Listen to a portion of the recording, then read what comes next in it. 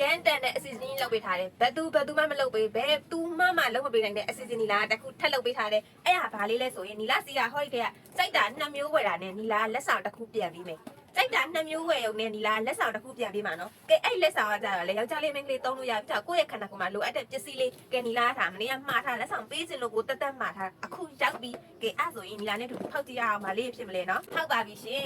ကဲလိုက်ကြည့်ပေးပါဦးနော်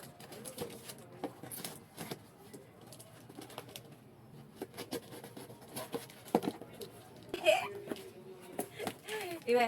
ချစ်စရာလေးတွေပန်းရမှုလေးတွေ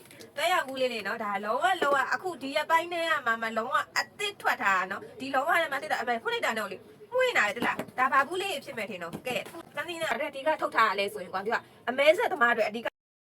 သူကကွာလုံးဝအသားရည်တဲ့ဖြစ်ပြီးကြတော့သူကအမဲဆက်အမားရုပ်ကိုအဓိကလှထုတ်ထားမလို့ပြီးကသူကလိုရှင်းဘူးပေါ့နော်ကဲနီလာစီကဟောဒီထဲကကြိုက်တာ2မျိုးဝယ်တာနဲ့နီလာကလိုရှင်းတစ်ဘူးလက်ဆောင်ပေးမှာပါရှင်ပြီးကနော်အခုမှအသေးဆက်ထွက်ရှိထားတဲ့လိုရှင်းဘူးတွေပါနော်တစ်စိတ်ကိုလည်းကြည့်လို့ရပါတယ်ရှင်ကဲနီလာစီကကြိုက်ရ2မျိုးဝယ်တာနဲ့နီလာကဟောလိုရှင်းဘူးတစ်ဘူးလက်ဆောင်ပေးမှာပါလိုရှင်းဘူးလက်ဆောင်ဘူးကအများကြီးရှိလို့နော်အများကြီးမရှိလို့မြန်လေးတော့လာမရမယ်ရှင်